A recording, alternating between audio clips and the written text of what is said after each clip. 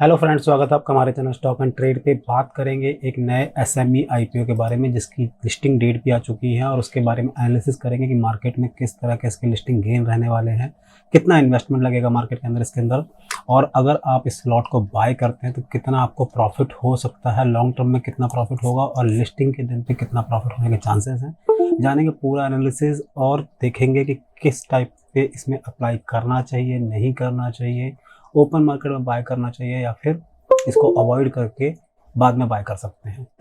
तो पूरा एनालिसिस करेंगे, बने रहिए हमारे वीडियो के अंदर। और आपको बताऊंगा लास्ट में इसके अंदर भी कि मार्केट में कितने तक के इसके प्राइस फेयर हैं, कि मार्केट में किस प्राइस पे इसकी लिस्टिंग होनी चाहिए और किस प्राइस के अंदर में इसका रेटिंग चल रहा है।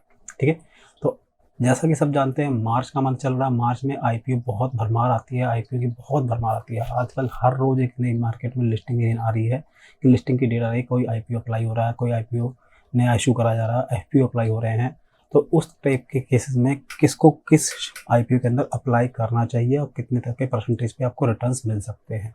ठीक है, तो आज हम बात करने वाले हैं सनराइज एफिशिएंट मार्केटिंग लिमिटेड के आईपीओ के बारे में। Sunrise Efficient Marketing Limited engage in the business of trading, distributing and wholesaling different types of industrial products such as electrical items, spare parts।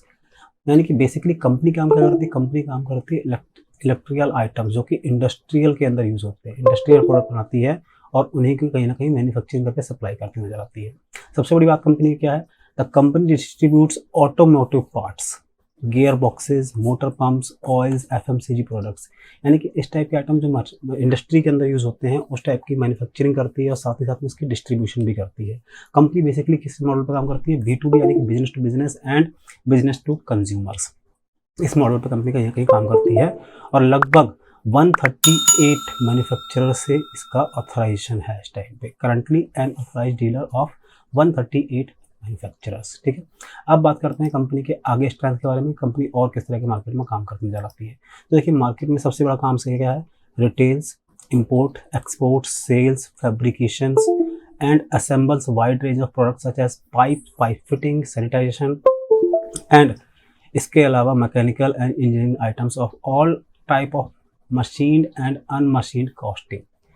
यानी कि कंपनी बेसिकली इंडस्ट्रियल से related जितने भी market में पार्ट्स आते हैं, ऑटोमोटिव पार्ट्स, उनकी manufacturing करती है, साथ ही साथ में इसके अंदर रिटेल ट्रेडिंग भी करती है। मतलब मान सकते हैं कि इंपोर्ट भी करती है, साथ साथ में एक्सपोर्ट का भी इसका बेसिकली काम मार्केट में बना हुआ है।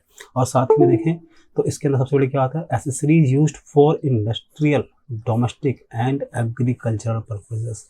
यानी कि लगभग कंपनी करीब मार्केट की हर तरह की डिमांड को कहीं ना कहीं पूरी करती हुई कंपनी नजर आती है। अब बात कर लेते हैं अगले एस्पेक्ट के बारे में, कंपनी की बेसिकली स्ट्रेंथ क्या है।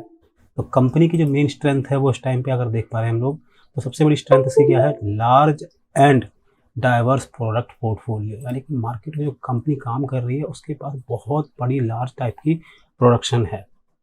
मार्केट में हर तरह का प्रोडक्ट जो होता है वो कहीं ना कहीं सेल करती हुई नजर आती है।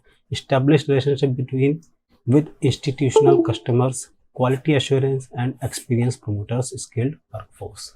अब बात करते हैं कंपनी के प्रोमोटर के बारे में। कंपनी के अंदर इस टाइम पे प्रोमोटर कौन है बेसिकली? तो कंपनी के अंदर प्रोमोटर एक ही है, लेजस देसाई। इस टाइम पे इनके हाथ में काम कर रहे हैं, उनका नाम है लेजस देसाई। इस टाइम पे कंपनी के प्रोमोटर बने हुए हैं। अब एक नज़र डालते हैं कंपनी के फाइनेंशियल रिकॉर्ड्स के ऊपर भी। कंपनी के फाइनेंशियल रिकॉर्ड्स हमें किस तरह के फिगर्स दिखाते हैं और किस तरह के उसके अंदर प्रॉफिट इस टाइम पे कंपनी अर्न करती हुई नजर आती है। जैसे कि आप देख पा रहे हैं मार्केट में 2 साल के इन्होंने डाटा प्रोवाइड किया अभी तक, और 2 साल का डाटा अगर हम देख पाएँ तो टोटल असेट्स लास्ट ईयर के एंड में थे 1651 लाख के, जो कि इस साल बढ़कर हो गया 2279 लाख रुपीज़ की। टोटल रेवेन्यू भी कंपनी का बहुत बढ़कर आया है। ये पूरे साल का रेवेन्यू था और ये अभी तक सिर्फ हाफ ईयरली रेवेन्यू की बात करें तो 3000 लाख रुपये तक का रेवेन्यू कंपनी अभी तक जनरेट कर चुकी है। प्रॉफिट में भी बहुत बड़ा फर्क पड़ा है। इसकी डिटेल में एनालिसिस करेंगे हम इसके P&L अकाउंट को देख के, एक बार बैलेंस शीट भी नजर डालेंगे, साथ ही में देखेंगे इसके बैलेंस शीट के साथ में profit and loss account statement भी। तो देखिए अब हम आ गए हैं कंपनी की बैलेंस शीट के ऊपर। कंपनी की बैलेंस शीट अगर हम देख पा रहे हैं तो उसके अंदर कंपनी की शेयर कैपिटल जो है वो लगभग सेम है 100 लाख रुपीज़ की। पिछले साल भी सेम थी, इस साल भी सेम है। लेकिन रिजर्व सरप्लस को अगर हम देख पाएँ तो रिजर्व सरप्लस में बहुत बड़ा इंक्रीमेंट आया है। 330 लाख रुपीज़ तक का रेवेन्यू अब तक रिजर्व सरप्लस कंपनी ने बना लिया। पिछले साल कंपेरिजन में लगभग उससे करीब 15 गुना ज़्यादा, 15 टाइम्स। ठीक है, बात करें लॉन्ग टर्म बोरोइंग्स की, तो लॉन्ग टर्म बोरोइंग्स भी डबल होती हुई नजर आ रही है। 110 लाख की लास्ट ईयर थी और करंट ईयर में अभी तक 209 लाख रुपीज़ तक की कंपनी ने लॉन्ग टर्म बोरोइंग्स जनरेट कर ली हैं। Short term borrowings as it is चली आ रही हैं और अदर पेबल्स भी इसके सेम चल रहे हैं जैसे पिछले साल, तो उसी तरीके से कहीं ना कहीं काम करते नजर आते हैं। बात करते हैं कंपनी की बैलेंस शीट के ऊपर भी। कंपनी की बैलेंस शीट पे देख लिया हमने, अब साथ में बात करते हैं प्रॉफिट एंड लॉस अकाउंट के ऊपर। P&L अकाउंट में कंपनी की फिगर्स हमें किस तरह से नजर आती हैं। तो देखिए, कंपनी के अगर P&L अकाउंट पे हम नजर डाल पा रहे हैं तो कंपनी की प्रॉफिट और लॉस अकाउंट में लास्ट ईयर का रेवेन्यू तो 2613 लाख रुपीस का, जो कि इस साल बढ़कर हाफ ईयर के अंदर ही लगभग इन्होंने 2998 लाख, लगभग 3000 लाख रुपीस तक का कंपनी ने अभी तक रेवेन्यू जनरेट कर लिया है। Expenses as it is same चले आ रहे हैं और कंपनी का प्रॉफिट देख पा रहे हैं अगर हम, तो कंपनी का प्रॉफिट लास्ट ईयर था 25 लाख रुपीज़, जो कि इस साल बढ़कर हो गया 417 लाख रुपीज़, ये बिफोर टैक्स है।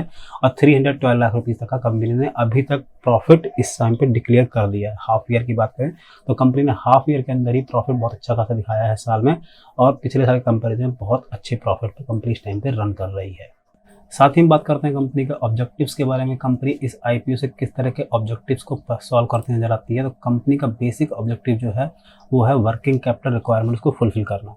सबसे मेजर ऑब्जेक्टिव, यानी कि इस आईपीओ से जो फंड रेज करेगी कंपनी, उससे अपनी वर्किंग कैपिटल को पूरा करती हुई नजर आती है। साथ ही में इसके general corporate purposes and issue related expenses.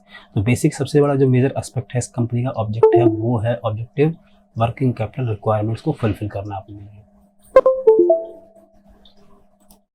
अब बात करते हैं कंपनी के आईपीओ से रिलेटेड इंपॉर्टेंट डेट्स के बारे में। तो कंपनी के इंपॉर्टेंट डेट्स में स्टार्टिंग जो होने वाली लिस्ट बिडिंग की वो होगी 30 मार्च, यानी कि 30 मार्च से इसकी बिडिंग की डेट स्टार्ट हो चुकी है। 30 मार्च से आप लोग इसके अंदर बिडिंग लगा सकते हैं। लास्ट डेट जो रहने वाली है 4 अप्रैल रहने वाली है। गलत हो गया है, थोड़ा सा चेंज कर लेते हैं।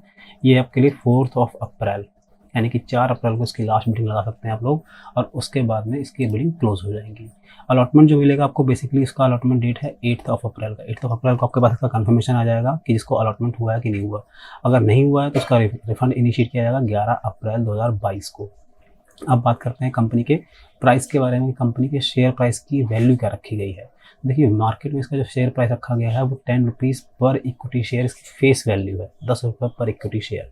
और ये आपको प्रीमियम पे दिया जाएगा, तो इसका प्रीमियम का प्राइस रखा गया है 121 रुपीज़ पर इक्विटी शेयर, यानी इनके लगभग आपको 111 रुपये के प्रीमियम पे दिया जा रहा है शेयर।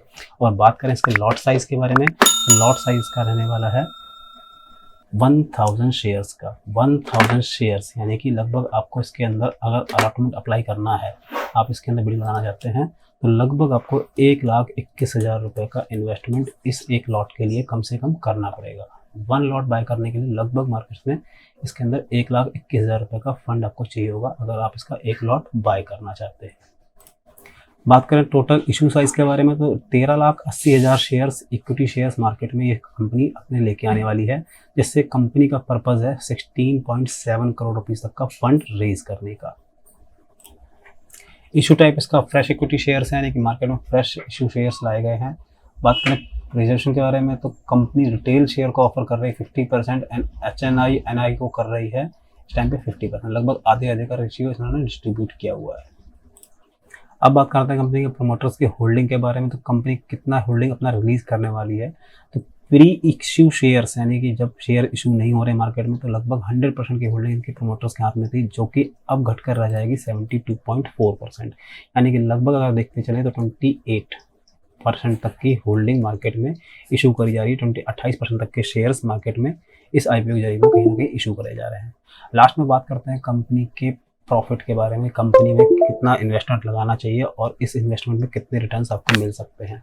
देखिए, कंपनी का शेयर प्राइस है वो ओवर वैल्यू रखा गया। शेयर प्राइस जो है वो इस टाइम पे बहुत ओवर वैल्यूड है अकॉर्डिंग टू मी, यानी कि अगर आप बात करें कंपनी के प्रॉफिट के एस्पेक्ट से, तो इसका प्राइस 70 से 80 रुपीज़ तक की रेंज में होना चाहिए था। 70 रुपये तक के आसपास में इसका फेयर प्राइस मिलता है। 10 रुपीज़ का फेस वैल्यू एंड 60 रुपीज़ तक का इसके अंदर प्रीमियम होना चाहिए था, लेकिन लगभग कंपनी 121 रुपये के शेयर पे लेके आ रही है। तो जो लोग रिस्की ट्रेडर हैं वो लोग इसके अंदर अप्लाई कर सकते हैं। अगर अप्लाई करना चाहते हैं लिस्टिंग गेन के पर्पज़ के लिए, तो लिस्टिंग गेन हो सकता है कि आपको 10 से 15% तक का लिस्टिंग गेन मिल सकता है। लेकिन अगर कोई लोग रिस्क नहीं लेना चाहते हैं, मार्केट में शेयर प्राइस हो सकता है कि लिस्टिंग के दिन पर ही नीचे आ जाए, तो उसके लिए ओपन मार्केट में ऑफर में बाय करने का ऑप्शन सबसे अच्छा रहेगा कि ओपन मार्केट में आप इसको बाय कर लीजिए और इसके बाद में इसका प्राइस जो आएगा वो 70 से 80 रुपीज़ तक हो सकता है कि मार्केट में आ जाए। यहाँ से आपके लिए बाइंग अपॉर्चुनिटी बहुत अच्छी है। 70-80 रुपीज़ पे आए तो आप इसके अंदर लॉट एक पूरा बाय कर सकते हैं। लॉन्ग टर्म पर्पज़ के लिए अगर बात करें तो लॉन्ग टर्म पर्पज़ के लिए अगर इसको होल्ड करते हैं लॉन्ग टर्म होल्डिंग के लिए, तो उसका प्राइस वैल्यू 70 से 80 आने के बाद में हो सकता है कि 1 ईयर के अंदर, विद इन 1 ईयर इसका प्राइस 150 से लेके 160 तक जाने के पूरे चांसेस हैं। होल्डिंग आपकी 1 से 1.5 साल की रहने वाली है, यानी कि 12 मंथ से लेके 18 मंथ तक की होल्डिंग में आपको इसके रिटर्न्स डबल हो सकते हैं। लेकिन बाय कब करना है? 70 से 80 रुपीज़ तक के प्राइस के रेंज में। होप आप लोगों को ये बात क्लियर हो गई होगी। आईपीओ के अंदर अप्लाई अभी नहीं करना है, अवॉइड कर सकते हैं तो प्लीज़ अवॉइड करिए। ओपन मार्केट में से बाय करने के चांसेस पूरे बन सकते हैं। होप वीडियो पसंद आया होगा। पसंद आया तो प्लीज़ चैनल को सब्सक्राइब कर दीजिए, वीडियो को लाइक कर दीजिए।